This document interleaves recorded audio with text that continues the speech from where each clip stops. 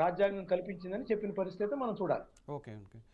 భవానీ గారు అన్న నమస్తే అన్న. నమస్తే అండి. ఇది ఇప్పుడు అంటే తెలంగాణలోకి ఎవరు రావాలి, ఎవరు ప్రవేశపెట్టాలి, ఎవరు పార్టీలు విస్తరించుకోవాలన్నది ఎందుకు నిర్ణయించాలి? టీఆర్ఎస్ కానీ లేకపోతే ఇంకొకటి కానీ తెలంగాణ వాళ్ళు కానీ ఎందుకు నిర్ణయించాలి? వాళ్ళకి ఎందుకు అవకాశం ఇవ్వట్లేదు? అంటే బీఆర్ఎస్ ఉన్నప్పుడు కూడా బీఆర్ఎస్ కూడా అట్లానే విస్తరించింది కదా, వేరే రాష్ట్రాలకు కూడా విస్తరించింది, ఆంధ్రప్రదేశ్లోనే పెట్టింది కదా, అలా ఎందుకు ఆయనకి మీరు అవకాశం ఇవ్వట్లేదు? ముందుగా విష్ణన్న మీకు అలాగే ప్యానల్ సభ్యులందరికీ కూడా తెలంగాణ రాష్ట్ర అవతరణ దినోత్సవ శుభాకాంక్షలు. ఈ రోజున తెలంగాణ రాష్ట్రం ఏర్పడి మనకి పుష్కర కాలం అవుతుంది. ఈ పుష్కర కాలంలో గుర్తురాని నవ తెలంగాణ నిర్మాణం అనేది ఈ రోజు ఆంధ్ర రాష్ట్రానికి ఉప ముఖ్యమంత్రిగా ఉన్న పవన్ కళ్యాణ్ గారికి ఈ రోజే గుర్తొచ్చింది అనే విషయము ఈ రోజున తెలంగాణ ప్రజలందరూ గమనిస్తున్నారు, చిన్న పిల్లలు కూడా గమనిస్తున్నారు. అది చాలా హాస్యాస్పదమైన విషయము.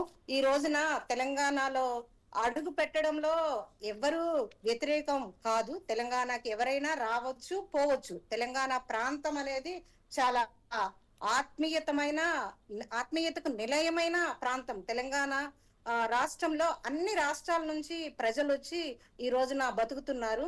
అది మనందరం దేశమంతా కూడా ఒప్పుకోదగ్గ విషయము. తెలంగాణ ఎవరు వచ్చినా కానీ హత్తుకుంటది, రావచ్చు పోవచ్చు, ఏదన్నా షూటింగులు చేసుకోవచ్చు, బిజినెస్లు చేసుకోవచ్చు.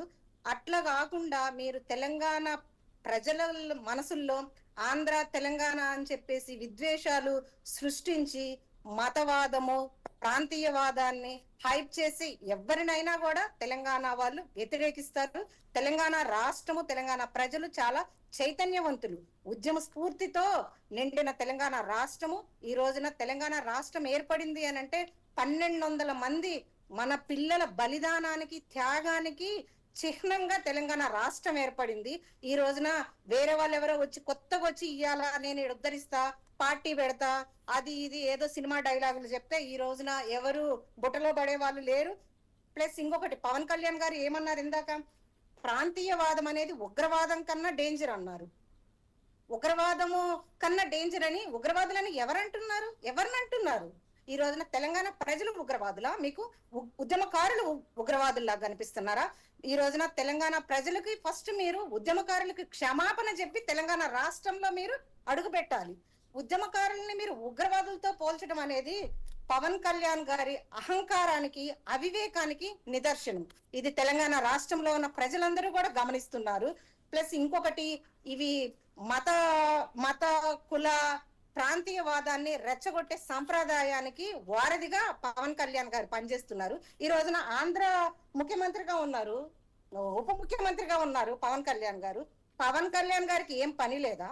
మనం ఒక కాన్స్టిట్యున్సీలోనే ఉంటేనే ఒక ఎమ్మెల్యే గారికి బోల్డ్ అంత పని ఉంటది, ఒక కార్పొరేటర్ కే బోల్డ్ అంత పని ఉంటది, ఒక వార్డు మెంబర్ కి డే టు డే ఇంటింట్లో నీళ్లు వస్తున్నాయా, ఈ రోజు ఉప ముఖ్యమంత్రిగా ఉన్న పవన్ కళ్యాణ్ గారికి ఆంధ్రాలో పనేమి లేదా?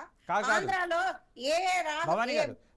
చెప్పండి వాళ్ళ జిల్లాలో ప్రతి జిల్లాకు పోతే ఏదో ఒక గోస వాళ్ళ దగ్గర ఉండనే ఉంటుంది. వాళ్ళకి రాజధాని లేదు, సరిగా సెక్రటేరియట్ లేదు, మంచి డీజీపీ ఆఫీస్ లేదు. ఇవన్నీ వాళ్ళకి డెవలప్మెంట్ చేసుకోకుండా ఈడకొచ్చి పార్టీ పెట్టి ఫస్ట్ నువ్వు అక్కడ నీకు ప్రజలు నీకు అప్పచెప్పిన బాధ్యతను ఫుల్ఫిల్ గా నెరవేర్చు. తర్వాత నువ్వు పక్క రాష్ట్రం గురించి దేశం గురించి తర్వాత ఆలోచిద్దు. గాని ఇప్పుడు మనం కోనసీమ చూసుకుంటే వర్షాకాలంలో పచ్చని పంటలన్నీ మునిగిపోతే అక్కడ ఆల్టర్నేట్ నువ్వు ఏం చేయాలో? ఉప ముఖ్యమంత్రిగా ఉన్నప్పుడు ఒక సేవ చేసి రాష్ట్రానికి నీ పేరు నిలబెట్టుకో. ఈ రోజు నాకు ఆంధ్రాలోనే దిక్కు లేదు, తెలంగాణలో ఏం నన్ను తెలంగాణలో ఇంకేం దిక్కుంటుందని ఆయన కానీ ఒప్పుకుంటున్నారు. ఆంధ్ర ప్రజల్లో ఆయన్ని ఒప్పుకోవట్లేదు అని చెప్పేసి ఆయన ఒప్పుకుంటున్నారు. అది ఆయన ప్రాబ్లము, ఆంధ్ర ప్రజల కర్మ. దాని గురించి మేమేం మాట్లాడదలుచుకోలేదు. ఇప్పుడు రాయలసీమకు పోతే చాలా ప్రాంతాల్లో తాగునీరు ఉండదన్న.